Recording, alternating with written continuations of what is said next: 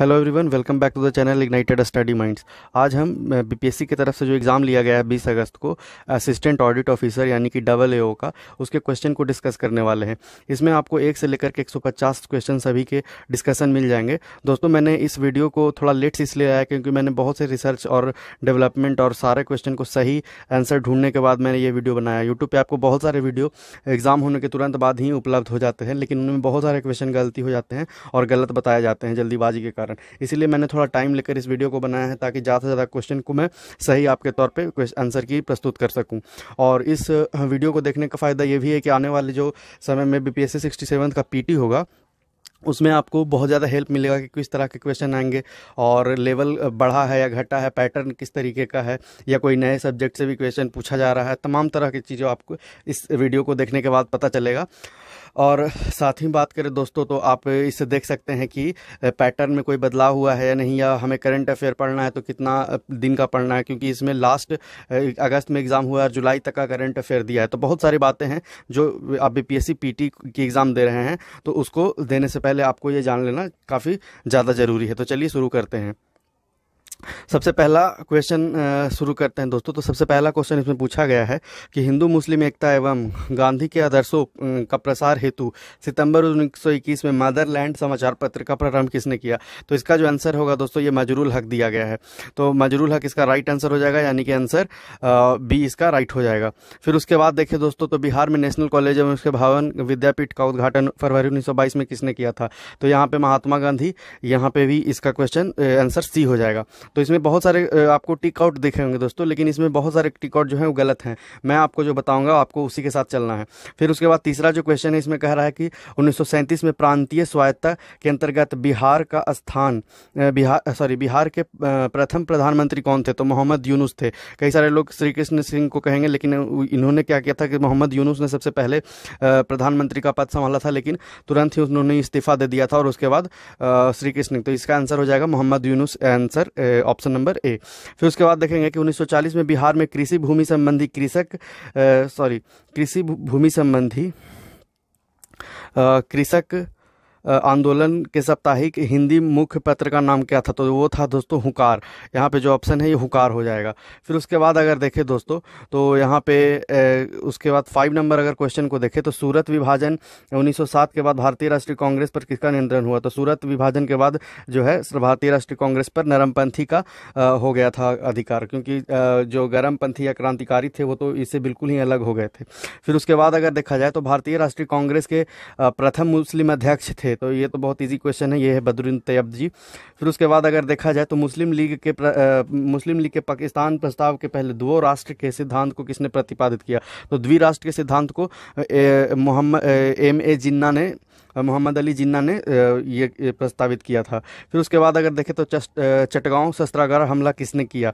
तो चटगांव शस्त्रागार हमला किसने संगठित किया। तो वो थे सूर्य सेन। ये भी इजी क्वेश्चन है। पिछली बार जो बीपीएससी 67 पीटी हुआ जो कैंसिल हो गया, उसमें भी कई सारे क्वेश्चन थे जो इसमें डायरेक्ट आए हैं। फिर उसके बाद अगर हम देखें क्वेश्चन नंबर 9 को, तो इसमें कह रहा है कि निम्नलिखित में से कौन से महात्मा गांधी के सत्याग्रह के प्रमुख सिद्धांत थे। तो ये क्वेश्चन थोड़ा सा टिपिकल है दोस्तों, क्योंकि इसमें सत्यवादिता, अहिंसा, निडरता, संयम है, लेकिन इसमें सिर्फ 2 ही था जिसमें महात्मा गांधी ने अपने सत्याग्रह के प्रमुख सिद्धांत थे, सत्यवादिता और अहिंसा और सत्य, लेकिन सत्य इसमें नहीं है, इसलिए निम्नलिखित में ये दोनों है। तो ये दोनों यानी कि आपका आंसर ए हो जाएगा, 1 और 2। फिर उसके बाद अगर देखा जाए तो निम्नलिखित में से कौन सा अधिनियम ब्रिटिश सरकार के बंदी प्रत्यक्षीकरण को स्थगित करने का अधिकार देता था। तो इसका ऑप्शन हो जाएगा रॉलेट अधिनियम 1990।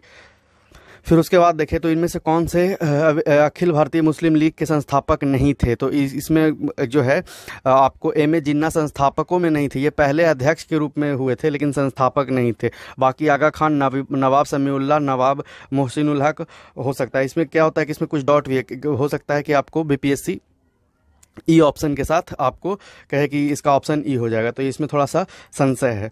फिर उसके बाद अगर देखा जाए तो मालाबार में मोपला विद्रोह किसका परिणाम था। तो वो असहयोग आंदोलन का परिणाम था, ना कि खिलाफत आंदोलन का, जैसा कि इसमें टिक किया गया है।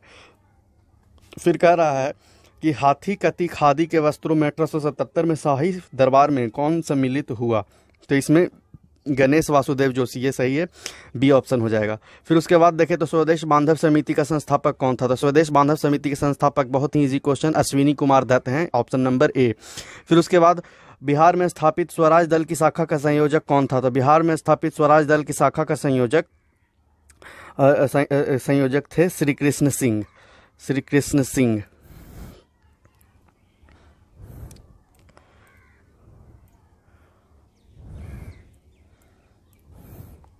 श्री कृष्ण सिंह। फिर उसके बाद चलिए दोस्तों क्वेश्चन नंबर अगर 16 की बात करें तो यहाँ पे मैथ्स का क्वेश्चन है। तो मैथ्स के क्वेश्चन में मैं सिर्फ आपको बता देता हूँ कि क्या क्या कौन कौन सा सही है। तो इसमें ज़्यादातर क्वेश्चन जो टिक आउट किया है लगभग सही है, कुछ कुछ गलत है। तो 16 का जो हो जाएगा दोस्तों, 16 का आपका हो जाएगा 20, यानी कि क्वेश्चन नंबर ऑप्शन डी। फिर उसके बाद अगर देखा जाए तो क्वेश्चन नंबर अगर 17 को देखें तो 17 का आपका हो जाएगा ऑप्शन नंबर है 70 वर्ग सेंटीमीटर। फिर उसके बाद अगर 18 का देखें तो 18 का आपका हो जाएगा 18 का हो जाएगा आपका ऑप्शन नंबर बी 3400 और 2200। फिर उसके बाद अगर देखें तो ये इसका जो 19 का आंसर है वो 19 का आंसर दोस्तों आपका हो जाएगा सी 80.5 ग्राम। फिर उसके बाद अगर 20 का देखें तो 20 का जो आपका आंसर है वो हो जाएगा ऑप्शन नंबर डी।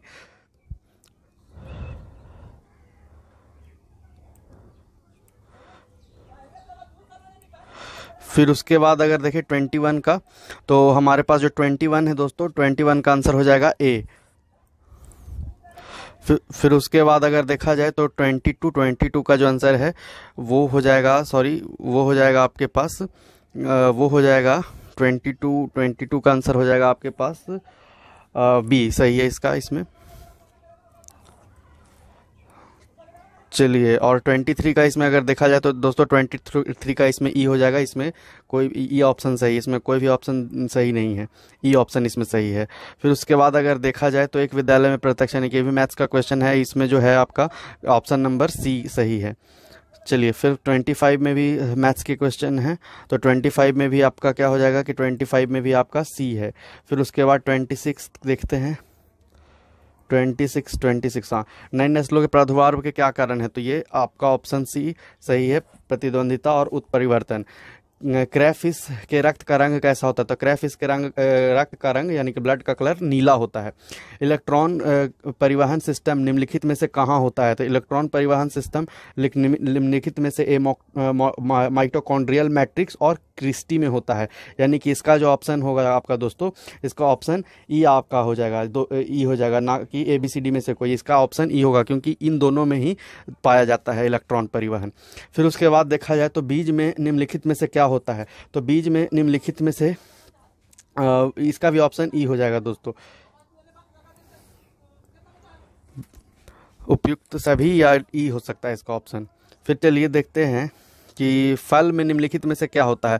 तो फल जो है इसमें भी आपका हो जाएगा ई, अंडाशय का उत्पाद और पुष्प योनि के निषेचन के बाद का उत्पाद। फंगस किस प्रकार का जीव है? तो फंगस मृतजीवी है। फिर उसके बाद देखें तो निम्नलिखित में से कौन सा फर्मेंटेशन में प्रयुक्त होता है? तो निम्नलिखित में से ईस्ट फर्मेंटेशन में प्रयुक्त होने वाला ये है। फिर उसके बाद वायु प्रदूषण का प्रभाव प्रायः निम्नलिखित में से किस पर पाया जाता है? तो वायु प्रदूषण का प्रभाव जो बाहरी आवरण में रहेंगे उनके ऊपर होगा, यानी कि फूलों पर भी होता है और तनों पर भी होता है। कई सारी जो बीमारियां फूलों में या कलियों में होती हैं वो वायु प्रदूषण के कारण नहीं होती। तो इसका ऑप्शन 2 है, तो आपका ऑप्शन ई हो जाएगा। फिर उसके बाद अगर देखें तो हमारे पास है 34, सितारों के चमकने की प्रकाशीय प्रक्रिया निम्नलिखित में से किसके कारण होती है? तो वो वातावरणीय अपवर्तन के कारण होती है। फिर उसके बाद दाब बढ़ने पर किस पदार्थ के उबाल बिंदु यानी कि बॉइलिंग पॉइंट में क्या प्रभाव पड़ता है? तो वो बढ़ता है। अगर दाब बढ़ेगा तो बॉइलिंग पॉइंट बढ़ेगा, दाब घटेगा तो बॉइलिंग पॉइंट घटेगा, सीधा बात है इसमें। फिर उसके बाद बोरोमीटर को उपयोग निम्नलिखित में से किसे मापने के लिए किया जाता है? तो बोरोमीटर का उपयोग होता है दोस्तों ऊष्मा विकिरण को मापने के लिए। पदार्थ के किस आयनिक स्टेट के उत्पादन एवं गुणों के अध्ययन की भौतिक विज्ञान की शाखा का क्या नाम है? तो ये है आपका, जिसमें हम लोग एटॉमिक स्ट्रक्चर यानी कि एटम्स के बारे में पढ़ते हैं, उसी के बारे में आयनन स्टेट वगैरह भी पढ़ते हैं। तो ये हो जाएगा आपका ऑप्शन नंबर ए 37 का।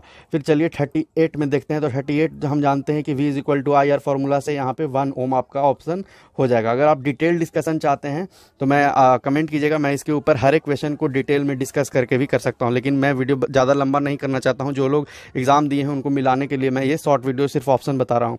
फिर उसके बाद अगर देखा जाए तो समुद्र ताप का उत्पादन निम्नलिखित में से किसके कारण होता है? तो समुद्र ताप का उत्पादन समुद्र में तापांतर, सतहों में तापांतर के कारण होता है, क्योंकि समुद्र के जस्ट नीचे टेक्टोनिक प्लेट्स होते हैं दोस्तों, और उन टेक्टोनिक प्लेट्स जो होते हैं वो लावा और मैग्मा पे तैरते रहते हैं। तो कहीं कहीं पे से जो टेक्टोनिक प्लेट कमजोर पड़ता है तो वहीं से कुछ हीट समुद्र सतह पे आपको देखने को मिलता है। फिर उसके बाद यहाँ पे देखें तो किस उपग्रह के पलायन वेग 11 किलोमीटर प्रति सेकंड है? उपग्रह को ऊर्ध्व से 60 डिग्री पर प्रक्षेपित किया गया है, इस स्थिति में पलायन वेग क्या होगा? तो इसमें थोड़ा सा मिसकंसेप्शन है, अगर सिंपली देखें तो 11 किलोमीटर प्रति सेकंड होगा, और यहाँ पे अगर 60 डिग्री पर प्रक्षेपित किया जाता तो कुछ लोगों का कहना है, मैंने डिस्कस किया तो यहाँ पे 11√3 किलोमीटर सेकंड भी होगा, लेकिन मुझे ज़्यादा इसमें ए ऑप्शन लग रहा है 40 में। फिर चलिए दोस्तों हम लोग देखते हैं 41 का। तो 41 में जो है हमारे पास 41 में है हमारे पास 1 सेकंड 2 लाख के रॉकेट में माउंट किया गया है। इसका दोलन काल घटेगा यदि रॉकेट, कहने का मतलब है कि जो पेंडुलम वाली घड़ी होती है दोस्तों, उसको रॉकेट में से लेकर रॉकेट से ऊपर ले जाया जाएगा, अंतरिक्ष की ओर ले जाएगा, तो उसमें क्या होगा? तो जैसा कि आप जानते हैं कि जो दोलन होता है यानी कि पेंडुलम होता है वो डिपेंड करता है ग्रेविटेशनल फोर्स और एक्सेलरेशन पे।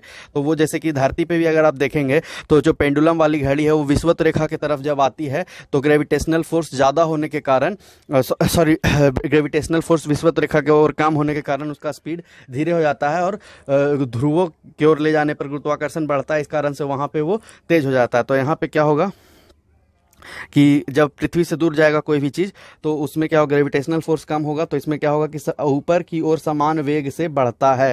यहाँ पे आपका ऑप्शन सी हो जाएगा। फिर उसके बाद देखा जाए तो 1 फेंटोमीटर कितने मीटर के बराबर है? तो 1 फेंटोमीटर का यहाँ पे होता है दोस्तों 10⁻⁻15, यानी कि आपका ऑप्शन सी यहाँ पे सही है। प्रकाश वर्ष लाइट निम्नलिखित में से किसकी इकाई है? तो ये तो बहुत ईजी क्वेश्चन है, ऑप्शन नंबर ए इसका हो जाएगा आपका दूरी का।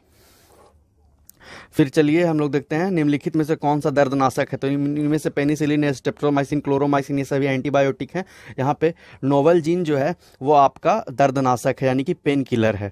फिर उसके बाद साबुन में आमतौर पर बिथेनॉल का प्रयोग निम्नलिखित में से किस कारण के लिए किया जाता है? तो यहाँ पे रोगानुरोधक के प्रयोग के लिए होता है। फिर उसके बाद अगर देखें ऑप्शन डी इसका आंसर होगा, रोगानुरोधक। फिर उसके बाद 46 का देखें दोस्तों, तो 46 में हमारे पास है कि कोल्ड कंडीशन में स्थिर नॉन डिकम्पोजेबल रहने वाला आर्टिफिशियल स्वीटनर निम्नलिखित में से कौन है? तो यहाँ पे आपका एब्स्ट्रॉम्स, ऑप्शन नंबर सी हो जाएगा।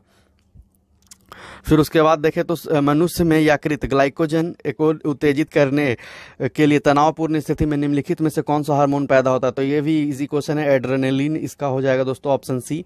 फिर उसके बाद अगर देखें 48 का, तो रोगानुरोधक तथा निसंक्रामक सूक्ष्म जीवों को या तो मार देते हैं या उनकी वृद्धि रोक देते हैं, निम्नलिखित में से कौन सा कथन सत्य नहीं है? तो इसका लंबा क्वेश्चन है, तो यहाँ पे हो जाएगा ऑप्शन नंबर बी इसका सही हो जाएगा। बोरिक एसिड का तनु घोल और हाइड्रोजन पेरोक्साइड स्ट्रॉन्ग रोगानुरोधक। चलिए फिर देखते हैं मानव शरीर निम्नलिखित में से किसका उत्पादन नहीं करता? तो मानव शरीर में सभी का उत्पादन होता है लेकिन विटामिन का उत्पादन नहीं होता है, इसलिए ऑप्शन बी हो जाएगा। फिर उसके बाद अगर देखा जाए तो ड्राई क्लीनिंग में उचित डिटर्जेंट के साथ प्रयोग में होने वाले लिक्विफाइड गैस निम्नलिखित में से कौन है? तो वो हो जाएगा पेट्रोलियम गैस, क्योंकि ये लिक्विफाइड गैस है। फिर उसके बाद देखा जाए तो निम्नलिखित में से कीमोथेरेपी क्या है? तो निम्नलिखित में से कीमोथेरेपी जो है वो उपचार के लिए ऊष्मा का प्रयोग ए भी है, और बी उपचार के लिए रसायन का प्रयोग, यानी कि इसका ऑप्शन ई सही है। फिर उसके बाद अगर हम देखें तो निम्नलिखित में से कौन सा सम्मोहक ड्रग है, यानी कि किस ड्रग को लेने के बाद नींद आने लगता है या मदहोशी आने लगती है? तो वो है ल्यूमिनॉल, ऑप्शन नंबर ए। फिर कह रहा है कि निम्नलिखित में से इंटरफेरॉन का संबंध किससे है? तो इंटरफेरॉन का संबंध कार्बोहाइड्रेट से है, ऑप्शन नंबर सी 53 का। 54 में डीएनए का कौन सा भाग प्रोटीन की सूचना देता है? तो डीएनए का कौन सा भाग? तो जीन सूचना देता है। क्रोमोसोम, माइटोकॉन्ड्रिया और आरएनए, ये जो आरएनए तो जीन के यानी कि डीएनए का ही पार्ट है, और क्रोमोसोम, माइटोकॉन्ड्रिया ये सेल के स्ट्रक्चर हैं, तो ये इसमें जीन जो होगा आपका सही है, ऑप्शन नंबर डी। फिर कह रहा है 15 नंबर क्वेश्चन में कि मादा चिड़िया के सेक्स क्रोमोसोम को किससे प्रदर्शित किया जाता है? तो मादा चिड़िया के सेक्स क्रोमोसोम को XX से प्रदर्शित किया जाता है, ऑप्शन नंबर बी। फिर चलिए 56 को देखते हैं। सरकारी थिंक टैंक नीति आयोग के बहुआयामी गरीबी सूचकांक MPI के अनुसार बिहार की गरीबी आबादी का प्रतिशत है। ये काफ़ी इंपॉर्टेंट करंट अफेयर है। इसका आंसर हो जाएगा B 51.91%। और इसमें बता दूं दोस्तों कि ये जो नीति आयोग के द्वारा जितने भी सूचकांक और रिपोर्ट निकाले गए हैं उसको आपको पढ़ लेना बहुत ज़रूरी है, क्योंकि बहुत सारे करंट अफेयर में बहुआयामी गरीबी सूचकांक के बारे में नहीं दिया गया था। चलिए फिर देखते हैं टोक्यो पैरा ओलंपिक में प्रमोद भगत ने किस खेल में स्वर्ण पदक जीता। तो ये तो काफ़ी इजी क्वेश्चन है, काफ़ी पॉपुलर रहे हैं। ये पैरा बैडमिंटन है इनका खेल। ऑप्शन नंबर C 57 का। फिर देखा जाए तो बिहार दिवस 2022 की थीम क्या है। बिहार दिवस 2022 की थीम है जल जीवन हरियाली। फिर चलिए 59 में कि पूर्वी क्षेत्र सम्मेलन 7 जनवरी 2022 को पटना में संयुक्त रूप से रेल मंत्रालय एवं बिहार सरकार द्वारा संयुक्त आयोजित किया गया, वह था PM गति शक्ति योजना को प्रमोट करने के लिए। ऑप्शन नंबर B 59 का। फिर उसके बाद देखा जाए तो राष्ट्रीय कला उत्सव 2021 में बिहार की कितनी प्रतिभाएं विजेता रहीं। तो बिहार की 5 प्रतिभाएं विजेता रही हैं। ऑप्शन नंबर D 60 का। बिहार में सामाजिक कार्य के लिए 2022 के पद्मश्री पुरस्कार किसे सम्मानित किया गया है। तो इसे सम्मानित किया गया है आचार्य चंदान जी को। Option number B। बिहार में प्रधानमंत्री राष्ट्रीय बाल पुरस्कार 2022 से किसे सम्मानित किया गया है। तो वो धीरज, ऑप्शन C को सम्मानित किया गया है। बिहार के किस शहर में देश का पहला शिल्पकला संग्रहालय बनाया जा रहा है। तो वो पटना में बनाया जा रहा है। Option number D।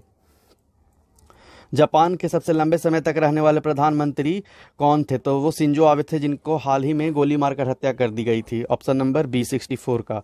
भारत और संयुक्त राज्य अमेरिका ने basic exchange and cooperation agreement BECA पर हस्ताक्षर किए हैं। वो किसके लिए है। तो यहाँ पे भूस्थानिक सहयोग को प्रमोट करने के लिए किया गया है। Option number C। जुलाई 2022 में ब्रिटिश प्रधानमंत्री बोरिस जॉनसन ने नेता के रूप में पद छोड़ दिया। वो किस पार्टी से थे। तो कंजर्वेटिव पार्टी के थे। Option number C। 67 का क्वेश्चन जो है 21वां भारत रूस शिखर सम्मेलन आयोजित किया गया था। तो भारत रूस शिखर सम्मेलन आयोजित किया गया था 6 दिसंबर 2021 को। देख रहे हैं डेट भी पूछा जा रहा है, इसीलिए BPSC का एक पुराना आदत है कि करंट अफेयर में ये डेट भी पूछते हैं। तो आपके लिए और भी पेचीदा हो गया है, लेवल बढ़ा दिया है, यानी कि करंट अफेयर को और भी ध्यान से पढ़ने की जरूरत है। चलिए फिर देखते हैं दूसरे भारत नॉर्डिक शिखर सम्मेलन में मेजबानी किस देश के द्वारा की गई। तो मेजबानी डेनमार्क के द्वारा की गई थी। ऑप्शन नंबर B 68 का। 69 में देखते हैं भारत UAE व्यापक आर्थिक भागीदार समझौता CEPA पर दोनों देशों के बीच हस्ताक्षर हुए हैं किस दिन को। तो वो है 18 फरवरी 2022 को। चलिए 26 से 28 जून तक 2022 48वां G7 शिखर सम्मेलन किस देश में आयोजित किया गया। तो वो जर्मनी में किया गया। ऑप्शन नंबर C 70 का। 71 का देखते हैं दोस्तों, नाटो का मुख्यालय कहाँ है। तो नाटो का मुख्यालय बहुत ही इजी क्वेश्चन, ब्रुसेल्स बेल्जियम, क्योंकि नाटो इस साल रूस यूक्रेन में काफ़ी ज़्यादा चर्चा में रहा था, इसीलिए इस तरह का क्वेश्चन पूछा जा रहा है। संयुक्त राष्ट्र में भारत के अगले राजदूत और अस्थायी प्रतिनिधि के रूप में किसे नियुक्त किया गया। तो वो हैं Ruchika Kamboj. Option number D। चलिए किस देश ने ICC महिला क्रिकेट विश्व कप 2022 जीता। तो ऑस्ट्रेलिया ने जीता है इंग्लैंड को हरा करके। INS विशाखापट्टनम को 21 नवंबर 2021 को किसके द्वारा कमीशन किया गया। तो वो है Rajnath Singh. Option number C 74 का। इनके राजनाथ सिंह के द्वारा विशाखापट्टनम INS को कमीशन किया गया है। फिर आइए देखते हैं 75 में ग्रामीण विकास पंचायती राज मंत्रालय ने अपनी आपदा प्रबंधन योजना को कब जारी किया। तो वो जारी किया 17 मार्च 2022 को। 76 प्रधानमंत्री कौशल विकास योजना का संबंध है, बहुत ही इजी क्वेश्चन, कौशल विकास एवं उद्यमिता मंत्रालय से। Option number D। भारत के प्रधानमंत्री द्वारा एशिया के सबसे बड़े बायोगैस स्वतंत्र गोवर्धन का कहाँ उद्घाटन किया गया। तो वो इंदौर। Option number C। 1 मई 2022 को किसने भारत के नए विदेश सचिव के रूप में पदभार संभाला। तो विजय मोहन खन्ना ने संभाला। ऑप्शन नंबर A 78 का। फिर उसके बाद देखा जाए तो 79 में 8 दिसंबर 2021 को जनरल बिपिन रावत, जिसे चॉपर में यात्रा कर रहे थे, वह दुर्घटनाग्रस्त हो गया था। तो वो कहाँ हुआ था। तमिलनाडु के कुन्नूर में हुआ था। ऑप्शन नंबर C 79 का।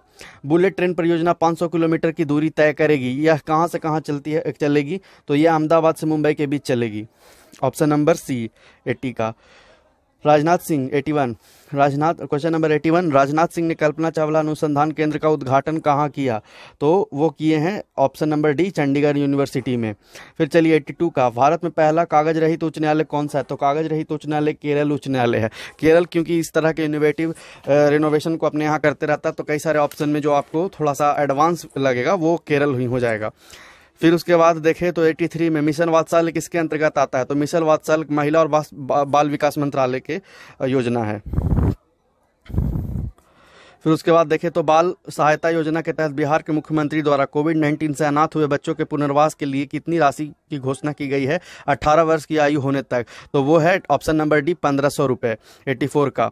85 में देखेंगे दोस्तों तो नई दिल्ली के प्रगति मैदान में आयोजित 40वें भारत अंतर्राष्ट्रीय मेले के समापन समारोह के दौरान किस मंडप को सर्वश्रेष्ठ मंडप श्रेणी में स्वर्ण पदक से सम्मानित किया गया? तो बिहार मंडप, हमारा अपना मंडप बिहार मंडप, इसे याद रखिएगा, काफ़ी इंपॉर्टेंट है। 86 का देखें तो इनमें से कौन 1917 के चंपारण किसान आंदोलन से प्रत्यक्ष रूप से संबंधित नहीं थे? ये क्वेश्चन पिछली बार जो 67 पीटी कैंसिल हो गया उसमें भी दिखा था। तो यहाँ पे गौरी शंकर मिश्रा जो है प्रत्यक्ष रूप से 1917 के चंपारण आंदोलन में संबंधित नहीं है। बाकी महादेव नरिहरी पारेख, डॉक्टर राजेंद्र प्रसाद, ये सभी उसे संबंधित है। फिर देखे थे इनमें से 1887 का, इनमें से किसको मुजफ्फरपुर बम कांड के आरोप में फांसी दी गई थी? तो मुजफ्फरपुर बम कांड के आरोप में 2 लोगों को फांसी दी गई थी, प्रफुल्ल चंद्र चाकी और खुदीराम बोस। लेकिन तो यहाँ पे ऑप्शन में आपको खुदीराम बोस नहीं दिखा, तो प्रफुल्ल चंद्र चाकी को फांसी हुई नहीं थी क्योंकि ये खुदकुशी कर लिए थे जेल में, और जो फांसी हुई थी वो हुई थी खुदीराम बोस को, यानी कि इसका ऑप्शन हो जाएगा ई सही 87 का। किस शासक ने सुंदरनगर पाटलिपुत्र की स्थापना की? तो सुंदरनगर या कुसुमपुरा जो नगर बसाया था वहाँ अपनी राजधानी बनाई थी, उदयन ने बनाई थी। फिर उसके बाद ऑप्शन नंबर डी हो जाएगा उदयन 88 का। चलिए फिर उसके बाद देखेंगे कि सिकंदर के भारत में आक्रमण के समय मगध का शासक कौन था? तो उस समय मगध का शासक धनानंद था, नंद वंश का शासक धनानंद, और जो सिकंदर का आक्रमण हुआ था 326 ईसा पूर्व में हुआ था, यानी कि इसका 89 का ऑप्शन नंबर बी। फिर उसके बाद देखा जाए तो किस सूफी संप्रदाय से सूफी संत सरफुद्दीन यहिया मनेरी जुड़े थे? तो वो फिरदौसी संप्रदाय, ऑप्शन नंबर सी 90 का हो जाएगा। 91 में दरभंगा राज क्षेत्र में किसने किसान आंदोलन का नेतृत्व किया था? तो वो हो जाएगा आपका ऑप्शन नंबर बी स्वामी विद्यानंद। चलिए 92 का देखते हैं दोस्तों, बिहार में किस नगर को मीर कासिम ने मुर्शिदाबाद के स्थान पर राजधानी बनाया था? तो उसे वो मुंगेर के स्थान पर मुंगेर को बनाया था, ऑप्शन नंबर डी। बिहार में किस वर्ष बकास्त आंदोलन प्रारंभ हुआ था? जो बिहार में जो बकास्त आंदोलन है वो 1936 में, ऑप्शन नंबर ए सही हो जाएगा इसका दोस्तों। किस आंदोलन में अशोक ने त्रिरत्न में अपना विश्वास प्रकट किया? तो वो है भाबरू अभिलेख, जो राजस्थान में पड़ता है, उसमें ये त्रिरत्न वाला क्वेश्चन होता है। त्रिरत्न का विश्वास प्रकट किया था, ऑप्शन नंबर डी 94 का। फिर उसके बाद देखा जाए तो आयुर्वेद के प्रसिद्ध ग्रंथ अष्टांग हृदय के रचनाकार कौन थे? तो ये हैं Vagbhata, option number B. Nalanda ताम्रलेख में किस गुप्त शासक को परम भागवत कहा गया है? वो है चंद्रगुप्त द्वितीय को परम भागवत कहा गया है। फिर देखेंगे दोस्तों 97 में किस अरबी यात्री ने राष्ट्रकूटों का व्यापक रूप से वर्णन किया है? तो वो है अल मसूदी ने राष्ट्रकूटों का व्यापक रूप से वर्णन किया है, 97 का ए। फिर उसके बाद 98 का देखेंगे तो दिल्ली सल्तनत के किस सुल्तान ने लाख बख्श कहा गया? तो कुतुबुद्दीन ऐबक को लाख बख्श कहा गया, लाखों का दान करने वाला, ये भी काफ़ी इजी क्वेश्चन है। 99 में दिल्ली सल्तनत के किस सुल्तान ने दारुल सिफा नामक एक दानशील अस्पताल की स्थापना की थी? तो वह था फिरोज शाह तुगलक। यहाँ पे जो दारुल सिफा है दोस्तों, इसको कई बार क्वेश्चन में पूछता है कि यह क्या था, मस्जिद था, अनाथालय था या अस्पताल था? तो इसको याद रखना है दारुल सिफा, ये कई बार कई एग्जाम में क्वेश्चन पूछता है। चलिए अब आगे देखते हैं 100 का। तो हमें 100 का जो है हमारे पास वो है भारत के किस नगर को मध्यकाल में सिराज माशरिक पूरब का सिराज कहा जाता था? तो वो है जौनपुर, ऑप्शन नंबर डी। फिर 101 का देखते हैं, किस मुगल सम्राट ने जंजीर ए अदली नामक न्याय की घंटी लगाई थी? तो वो है जहांगीर, ऑप्शन नंबर बी 101 का। चलिए फिर उसके बाद अगर देखा जाए तो 102 का भारत भारतीयों के लिए का नारा किसने दिया? तो भारत भारतीयों के लिए जो नारा है वो दिया था स्वामी दयानंद सरस्वती ने, ऑप्शन नंबर बी। फिर 103 में देखते हैं दोस्तों, तो बक्सर युद्ध में अंग्रेजी सेना का प्रधान सेनापति कौन था? काफ़ी easy question, Munro, option number C. 104 में कौन एक देवबंद स्कूल से नहीं जुड़े थे? तो अल्ताफ हुसैन होली जो है वो देवबंद स्कूल से नहीं जुड़े हुए थे, ऑप्शन नंबर सी सही है। निम्नलिखित में से किस एक की निंदा ब्रह्म समाज ने नहीं की थी? यह क्वेश्चन काफ़ी टिपिकल हो जाता है दोस्तों, क्योंकि ब्रह्म समाज ने समाज में जितनी भी कुरीतियां हैं उनके खिलाफ ये किया था, उसका विरोध किया था। साथ ही साथ ये जो ब्रह्म समाज था वो जो था एकेश्वरवाद के ऊपर ज़्यादा फोकस करता था, यानी कि वो बहुत सारे ईश्वरों को मानने से इनकार करता था और साथ ही अवतारवाद का भी विरोध करता था। तो इसमें जो है ऑप्शन नंबर ई हो जाएगा आपका सही। इनमें से सभी चीज़ों का लगभग वो विरोध किया था। चलिए 106 को देखते हैं कि सबसे कम लंबाई किलोमीटर वाली उपनदी है, तो ये है बिहार के बारे में पूछा गया है। ये है कमला, सबसे कम लंबी नदी है, मात्र 120 किलोमीटर। चलिए उसके बाद देखते हैं कि बिहार के निम्नलिखित में से बिहार के निम्नलिखित कृषि जलवायु क्षेत्रों में से कौन सा सबसे अधिक मखाना उत्पादन करता है? तो जैसा कि आप जानते हैं जो मखाना है वो मिथिला के क्षेत्र में ज़्यादा होता है, यानी कि पूर्वोत्तरीय जलोढ़ मैदान, ऑप्शन नंबर बी। 108 पार्क या अभ्यारण्य और जनपद के निम्नलिखित में से कौन सा जोड़ा सही नहीं है? तो यहाँ पे आप देखेंगे कैमूर और बक्सर, यहाँ पे जो है ये सही जोड़ा नहीं है, ऑप्शन नंबर सी। चलिए फिर उसके बाद देखते हैं आप दोस्तों कि 109 का क्या है? तो निम्नलिखित में से कौन सा शहर सबसे पहले सूर्यास्त को अनुभव करता है? तो सबसे पहले सूर्यास्त को अनुभव करने वाला है टोक्यो, ऑप्शन नंबर सी। फिर अफगानिस्तान किस देश के साथ सबसे लंबी अंतर्राष्ट्रीय सीमा रखता है? तो कई लोगों को इसमें पाकिस्तान लगेगा, लेकिन जब आप देखेंगे, जब आप ये मैप देखेंगे तो उसमें ईरान सबसे लंबा है सीमा रेखा के साथ, अफगानिस्तान के साथ जुड़ा हुआ। चलिए 111 का देखते हैं दोस्तों कि निम्नलिखित में से कौन सा जंगल झाड़ी दावानाल भूमध्य रेखा के प्रकार है? दावानाल का मतलब यहाँ पे बुश फायर, यानी कि जो जंगलों में जो आग लग जाती है दोस्तों अपने आप झाड़ियों के टकराने के कारण, तो वो कौन सा नहीं है? तो जैसा कि आप जानते हैं तो कैलिफोर्निया में भी बुश फायर होता है, यानी कि दावानल की घटना देखी जाती है। तुर्की में भी इस तरह का घटना देखा जाता है, विक्टोरिया में भी। लेकिन साइबेरिया एक ठंडा जगह है, तो यहाँ पे जो डी हो जाएगा ये साइबेरिया सही आंसर हो जाएगा इसका दोस्तों। बाकी ये सारे गलत हैं, यानी कि 111 का डी हो जाएगा। चलिए 112 में देखते हैं, निम्नलिखित में देशों में से किस देश में अप्रवासी भारतीय 2018 सबसे अधिक संख्या में रहते हैं? यहाँ पे 2018 कहा गया, इसीलिए रिसेंट का कोई दिमाग में मत रखिएगा। 2018 में मॉरिशस था, ऑप्शन नंबर ए। चलिए फिर उसके बाद देखते हैं 113, तो खैबर दर्रा निम्नलिखित में से किन दो शहरों को जोड़ता था? खैबर दर्रा जोड़ता है काबुल को पेशावर से, लेकिन यहाँ पे आपको काबुल और पेशावर नहीं दिखेगा, इसलिए आपका ऑप्शन नंबर ई सही हो जाएगा यहाँ पे। फिर उसके बाद देखते हैं निम्नलिखित क्षेत्र और राज्यों को जोड़ो में से कौन सा जोड़ा सही नहीं है? तो यहाँ पे देख सकते हैं वायनाड केरल में है, मलनाड कर्नाटक में है, विदर्भ महाराष्ट्र में है, लेकिन दंडकारण्य जो क्षेत्र है दोस्तों वो छत्तीसगढ़ में पड़ता है। यहाँ पे मध्य प्रदेश गलत है, यानी कि ऑप्शन नंबर जो बी है आपका सही हो जाएगा, मध्य प्रदेश। हाल ही में खोला गया अटल सुरंग रोहतांग सुरंग जोड़ता है किसको? तो वो लेह को मनाली से जोड़ता है, ऑप्शन नंबर डी। चलिए 116 देखते हैं दोस्तों कि निम्नलिखित में से कौन भारत की सबसे बड़ी तैरती हुई ऊर्जा परियोजना है? तो अभी तो भारत की सबसे बड़ी तैरती हुई परियोजना करंट डेट में रामाकुंडपुरम है, लेकिन यहाँ पे जो है वो निम्नलिखित में से पूछ रहा है, तो निम्नलिखित में से हो जाएगा सिहाद्री विशाखापट्टनम, ऑप्शन नंबर ए। फिर उसके बाद देखेंगे तो 117 में हाल ही में आया हुआ उष्णकटिबंधीय चक्रवात ताउते किस समुद्री किनारे पर गिरा? तो वो गिरा है दोस्तों कोंकण तट पर, यानी कि केरल के आसपास का जो इलाका है वहाँ पे गिरा है ताउते चक्रवात, ऑप्शन नंबर बी। रामसर स्थल और राज्य कौन सा जोड़ा सही नहीं है? तो बाकी आप देखेंगे सभी जोड़े लगभग सही है, लेकिन यहाँ पे लोनार जो है हम जानते हैं कि महाराष्ट्र में और यहाँ पे राजस्थान है, यानी कि ये जो ऑप्शन डी है वो सही हो जाएगा। 119 में देखते हैं दोस्तों, निम्नलिखित नदी द्रोणियों में किसका क्षेत्र सबसे कम है? यहाँ पे प्रायद्वीपीय नदियों के बारे में पूछा है, तो तापी का जो है नदी द्रोणी क्षेत्र सबसे कम है, ऑप्शन नंबर डी। चलिए उसके बाद देखते हैं 126 में भारत के उपराष्ट्रपति का चुनाव किसके द्वारा किया जाता है? तो भारत के उपराष्ट्रपति का चुनाव संसद के दोनों सदनों और सभी सदस्य चाहे निर्वाचित हो या मनोनीत के द्वारा होता है। चलिए यहाँ पे देखते हैं the making of Bihar and Bihari's colonialism politics and culture in modern India 1870 to 1912 नामक पुस्तक कौन लिखा था? तो उसके लेखक है नरेंद्र झा। 127 का ऑप्शन नंबर सी सही हो जाएगा।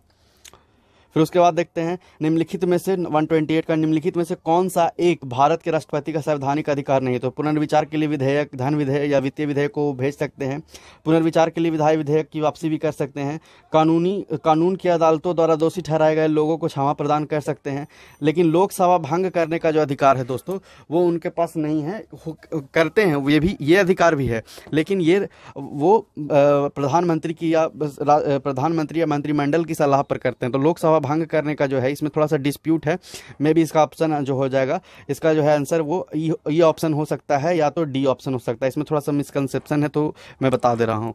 फिर चलिए देखते हैं कि लोकसभा सचिवालय किसके सीधे पर्यवेक्षण में आता है। तो वो लोकसभा अध्यक्ष के पर्यवेक्षण में आता है। 129 का ऑप्शन नंबर सी हो जाएगा। फिर उसके बाद भारत में राजनीतिक दलों का पंजीकरण निम्नलिखित प्रावधानों में से किसके अनुसार किया जाता है। तो वो लोक प्रतिनिधित्व अधिनियम 1951 ऑप्शन नंबर ए हो जाएगा। राष्ट्रीय महिला आयोग किसके द्वारा बनाया गया था। तो राष्ट्रीय महिला आयोग संसद द्वारा पारित एक नॉर्मल विधेयक या पारित विधेयक अधिनियम के द्वारा बनाया गया था। ऑप्शन नंबर डी सही है। फिर चलिए ऑप्शन 132 का देखते हैं दोस्तों। भारत के सर्वोच्च न्यायालय ने किस मामले में संभावित निर्णय सिद्धांत का अपनाया था। तो वो गोलकनाथ बनाम पंजाब राज्य था, जिसमें उन्होंने संभावित अधीनस्थ के सिद्धांत को अपनाया था। चलिए फिर उसके बाद देखते हैं कि 133 में क्या है। तो लोकसभा और विधानसभा के एंग्लो इंडियन के नामांकन के प्रावधान को समाप्त करने के लिए किस विधेयक की मांग की गई थी। तो 126 यानी कि 126वां संविधान संशोधन 2019 में इसी के लिए आया था। तो ऑप्शन नंबर बी आपका सही हो जाएगा 133 का। फिर उसके बाद देखते हैं निम्नलिखित में से कौन सा भारत के संविधान के अनुच्छेद 39 में दिए गए निर्देशक सिद्धांतों का हिस्सा नहीं है।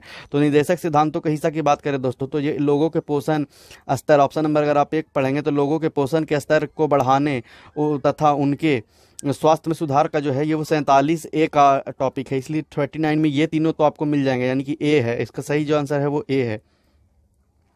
135 को देखते हैं। तो 73वें संविधान संशोधन अधिनियम 1992 11वीं अनुसूची अनुच्छेद 243G द्वारा कितने विषयों को पंचायतों के प्रशासनिक नियंत्रण में रखा गया है। तो वो है 29 विषय, ऑप्शन नंबर डी। चलिए फिर 136 को देखते हैं दोस्तों कि बिहार में सबसे शिक्षित जिला 2011 की जनगणना के अनुसार कौन है। तो सबसे शिक्षित जिला 2011 की जनगणना के अनुसार है रोहतास, ऑप्शन नंबर सी। चलिए बिहार प्रदेश 137 बिहार प्रदेश तेजी से विकास करने वाला उद्योग है। तो यहाँ पे एक टिपिकल क्वेश्चन है दोस्तों, कई लोग कंफ्यूज हो सकते हैं। तो जैसा कि देख सकते हैं खाद्य प्रसंस्करण भी बिहार में कई सारे एरिया में बहुत तेज़ी से चल रहा है, लेकिन ये उतना भी तेज़ी से नहीं चल रहा है कि ये बिहार को बहुत तेज़ी से विकसित होने वाला उद्योग कहा जा सके। यहाँ पे जो चीनी है, चीनी मिल तो बिहार में लगभग बंद है, तो चीनी ऐसा हो नहीं सकता है। निर्माण कार्य यानी कि इंफ्रास्ट्रक्चर अभी उतना ज़्यादा डेवलप्ड नहीं है। कई सारे जो रोड प्रोजेक्ट हैं बहुत एक्सटेंड कर दिया गया है। तो यहाँ पे जो हो जाएगा वो दोस्तों ऑप्शन नंबर बी, दूध के क्षेत्र में उत्पादन काफ़ी ज़्यादा सही है। पशुपालन में यहाँ पे काफ़ी ज़्यादा प्रगति देखी गई है। फिर उसके बाद देखें तो 138 में किस फसल उत्पादन में बिहार प्रदेश को नेतृत्व दे रहा है। तो बिहार प्रदेश को नेतृत्व देने वाला ऐसा कौन सा फसल है। आलू, प्याज, बैंगन, फूलगोभी, ऐसा कोई नहीं है दोस्तों। इसका ऑप्शन नंबर ई हो जाएगा, क्योंकि गेहूं ऐसा प्रोडक्ट है, फसल है बिहार में जिसमें इसको कई बार अवार्ड मिल चुका है। मक्का के लिए अवार्ड मिल चुका है, लेकिन इस तरह के कोई जो फसल है उसके लिए कोई ऐसा सिग्निफिकेंस बिहार का नहीं रहा है। तो इसमें ऑप्शन नंबर ई आपका हो जाएगा। चलिए 139 को देखते हैं। तो इनमें से कौन विशेषज्ञ समिति के नए शहरी सहकारी बैंकों को लाइसेंस देने हेतु उपयुक्तता का अध्ययन करने के लिए थे। तो यहाँ पे कई सारे समिति हैं, उषा थरोट समिति। तो यहाँ पे जो है एम दामोदरन जो है इस तरह के नए सहकारी बैंकों का लाइसेंस देने की उपयुक्तता का अध्ययन करने के लिए बनाई गई थी। तो ऑप्शन नंबर 20 का सही हो जाएगा। समय समय पर यहाँ पे देखिए 140 समय समय पर निम्नलिखित में से कौन सा विनिमय नियंत्रण वाली नियमावली भारत के विदेशी विनिमय के संदर्भ में प्रकाशित करती है। तो विदेशी विनिमय यानी कि लेन देन जो फॉरेन एक्सचेंज वगैरह का होता है उसमें जो है भारतीय रिजर्व बैंक उसके लिए रूल रेगुलेशन निकालते रहते हैं। तो इसका ऑप्शन नंबर सी हो जाएगा। फिर देखें तो 141 का, तो निम्नलिखित में से कौन सा संगठन निर्यातकों को भारत में गारंटी प्रदान करता है। तो भारतीय रिजर्व बैंक का इसमें कोई रोल नहीं है। निर्यात ऋण गारंटी कॉर्पोरेशन इसमें कुछ नहीं कर सकता है। निर्यात आयात बैंक तो गारंटी लेता नहीं है। यहाँ पे वाणिज्य मंत्रालय हो जाएगा सही ऑप्शन आपका 141 का डी। भारत में कौन सी एजेंसी खाद्यान्न खरीदने, वितरण और खाद्यान्न उत्पादन हेतु जिम्मेदार है? यानी कहने का मतलब है कि इसमें कौन सा ऐसा जो मंत्रालय है या संगठन है जो कि भारत में जो प्रोडक्शन होता है उसको खरीदता है, उसको वितरित करता है और उसको पीडीआई सिस्टम से, पब्लिक डिस्ट्रीब्यूशन सिस्टम से बांटता है, स्टोर करता है, तो उसके लिए जो संबंधित है वो है भारतीय खाद्य निगम। बाकी कृषि मंत्रालय जो है इस तरह का कोई काम नहीं करता। ट्राइफेड, नेफेड जो है ये दूसरी तरह की चीज़ें हैं, ये लोग एमएसपी वगैरह में ज़्यादा भूमिका अपना निभाते हैं। ट्राइफेड जो है ट्रिब्यूनल है एक तरह का जो एससी एसटी से रिलेटेड और उस तरीके के क्षेत्र में काम करता है। नेफेड भी उसी तरीके का है। चलिए तो 143 को देखते हैं। तो निम्नलिखित में से कौन सा प्रदेश सोयाबीन के उत्पादन में शीर्ष स्थान पर नहीं है? तो यहाँ पे जो है छत्तीसगढ़ शीर्ष स्थान पर नहीं है, क्योंकि छत्तीसगढ़ में सोयाबीन होता है लेकिन इतना नहीं होता है कि वो शीर्ष स्थान पर। महाराष्ट्र, राजस्थान और मध्य प्रदेश जो है वो शीर्ष स्थान पर कई बार आ चुके हैं। तो यहाँ पे आपका जो ऑप्शन ए है वो सही हो जाएगा।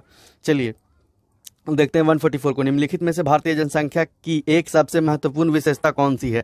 तो भारतीय जनसंख्या की सबसे महत्वपूर्ण विशेषता है गिरता जन्म दर। यानी कि भारत में कई सारे जो हैं वो फैमिली प्लानिंग के लिए योजनाएं चलाए गए हैं, जिसमें लोगों को ये जागरूक किया गया है कि पॉपुलेशन हमारे देश को के लिए खतरा है। हम लोगों ने काफ़ी पॉपुलेशन बढ़ा लिया है, अब हमें उसको उसके लिए इम्पोर्टेंस देना है, यानी कि उसको अच्छे से परवरिश करना है या हमें पॉपुलेशन नहीं बढ़ाना है। तो उसके लिए जो है भारत में जो जन्म दर है वो लगातार गिर रहा है, जो कि एक अच्छा है। तो ये है हमारा ऑप्शन नंबर ए, गिरता जन्म दर, ये इसका हो जाएगा ऑप्शन नंबर ए।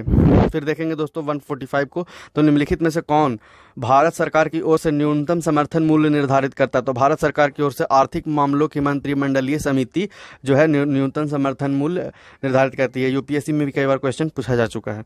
146 में निम्नलिखित में से किसे भारत में विद्युत क्षेत्र की आर्थिक रीढ़ कही जाती है? यानी कि विद्युत क्षेत्र में आर्थिक रीढ़ कही करने का मतलब है कि सबसे बड़ा जो ऐसा है पावर ग्रिड, वो है power grid corporation of India limited. Option number C हो जाएगा, लेकिन मे भी इसका ऑप्शन नंबर ई या कुछ और दे सकता है, इसमें डाउट है। चलिए 147 को देखते हैं। तो ब्राउन खाद खरपतवार नियंत्रण का हालिया दृष्टिकोण जो कि अधिकतम प्रयोग किया जाता है प्रत्यक्ष धान बीजारोपण में। फिर देखते हैं उसके बाद कि जब मुद्रा की पूर्ति बढ़ती है तो मुद्रा की मांग घटती है। जब भी मार्केट में बहुत ज़्यादा मात्रा में कैश सबके पास हो जाएगा तो जो बैंक है वो बहुत ही कम दर पे अपना कमाने के लिए ब्याज देने के लिए तैयार हो जाएगा, कि ब्याज दर कम हो जाती है। ऑप्शन नंबर ए।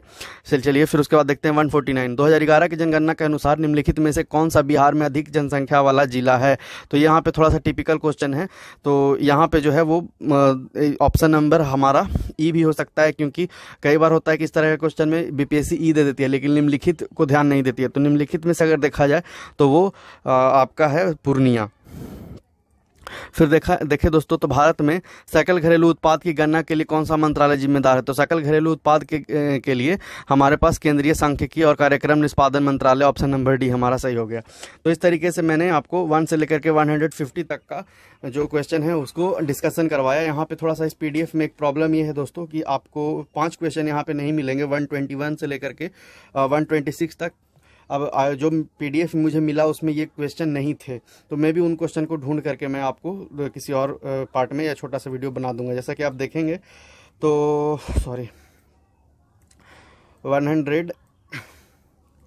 119 के बाद डायरेक्ट आपको जो है यहाँ पे देखिए 119 के बाद आप डायरेक्ट देखेंगे तो 126 है, यानी कि यहाँ पे थोड़ा सा 5-6 क्वेश्चन जो है इस पीडीएफ में जो मुझे उपलब्ध हुआ उसमें नहीं है। तो मैं भी आपको किसी और वीडियो में करवा देंगे। आपको जो डिस्कशन कैसा लगा, कितना हेल्पफुल लगा, कमेंट करके जरूर बताइएगा। अगर कोई क्वेश्चन का मैंने गलत जवाब दिया है तो वो भी कमेंट में बताइए, और इस तरह के और वीडियोज़ के लिए हमारे चैनल को सब्सक्राइब कीजिए। फिलहाल के लिए हमें इजाज़त दीजिए, मिलते हैं दोबारा। Thank you for